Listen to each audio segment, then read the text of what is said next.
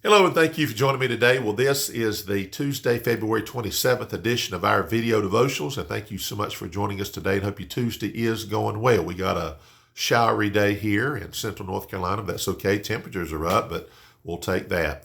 And had a wonderful night last night in revival, and Brother Finley did a fabulous job. Pastor Rick Finley from Fellowship Baptist Church over in Durham, North Carolina. He came with his wife, was able to spend some time before the service, get something to eat, and then just talk a little bit. And then what a great message about as he took it from Mark 1, where the disciples, some were casting their nets and some were mending their nets, and how that kind of pictures productivity, and then the mending, the unproductive times, the downtime, the fixing time, so that you can have more productive times. It was very encouraging to me. I loved it.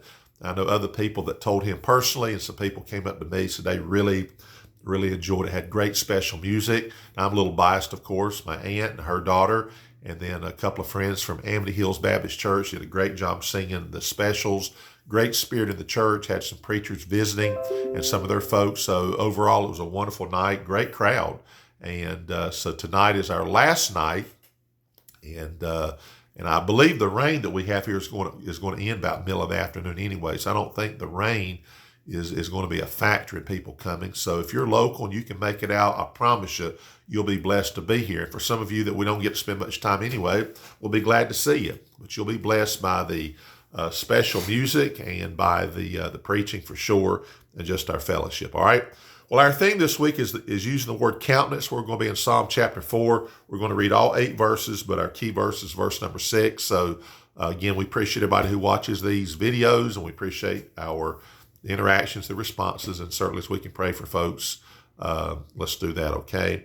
All right, so notice Psalm 4, verse 1. Hear me when I call, O God of my righteousness.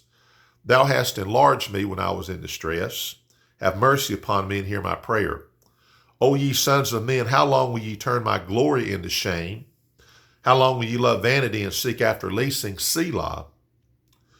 But know that the Lord hath set apart him that is godly for himself. The Lord will hear when I call unto him. Stand in awe and sin not. Commune with your own heart upon your bed, and be still. Selah. Offer the sacrifices of righteousness, and put your trust in the Lord. Now notice verse 6 here. There be many that say, who will show us any good? Lord, lift thou up the light of thy countenance upon us.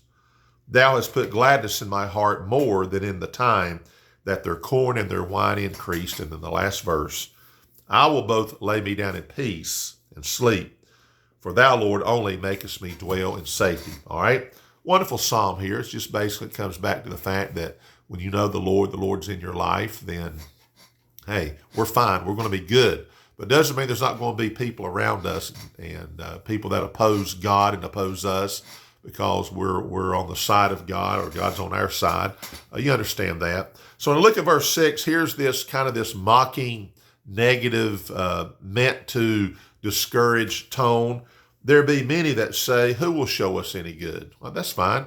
There's a lot of things that the world doesn't see. We get that because they don't have the spiritual capability to do that. They could, but as unbelievers and pushing back on God, they see a world that with their eyes, they see all of this, and certainly a heart that's not for God and for righteousness and all of that, then they tend to obviously go the way of the world, and the way, to be honest, with the way of Satan. Doesn't mean everybody's portraying their life as a agent of Satan, but I do know this: the world is Satan's enemy of God and God's people.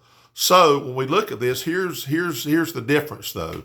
The difference is that when people say, well, who's going to show you any good?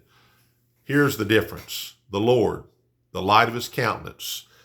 It says, lift thou up the light of thy countenance upon us. There's the difference. Isn't it something when you're talking to somebody and their attention and their focus, their concern, their care is towards you, and that's depicted by the fact they're just looking at you and paying attention. You ever been accused? And I have been. I'll be honest. Someone's talking to you, like my wife, and she says, "Are you listening to me?" Yeah, I'm listening to you.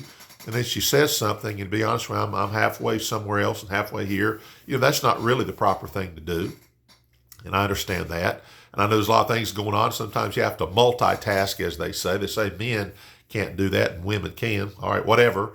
But I know this.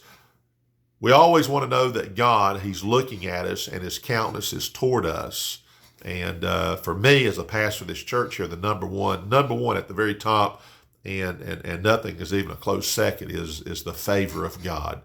And I know we want people to be pleased with things. We try to do things, God's people, you want them pleased with things of God. But look, we can't forfeit anything if we're forfeiting the favor, the approval of God. If we don't do it for that reason, then we're already on the wrong track, and if we head that direction, we'll get off the rails very quickly. But we want God to see us, and His countenance is toward us, the light of Thy countenance, it says. So that's so important. And so really, I guess we get that truth there. Thank God he looks towards us, and thank God for God's approval. I often think of the nation as we think of a God who's looking towards us, and we want God to not turn His way away from us, turn literally His face away from us because of the disapproval, the way we're living. We want God to shine upon us. And that's important. And certainly we want that in our individual lives too. So we're going to stop right there. Again, we appreciate you watching. If you are anywhere somewhat close to us, anywhere within driving distance, you can make it out to Woodlawn Baptist Church, 3201 North of Main Street, Hyport, North Carolina. We'd love to have you, and we'd love to see you, spend a little bit of time with you, hear some good singing and great preaching. That would be awesome. Otherwise, we hope you have a great day, safe day, healthy day, and Lord willing, we'll see you tomorrow. Have a great day.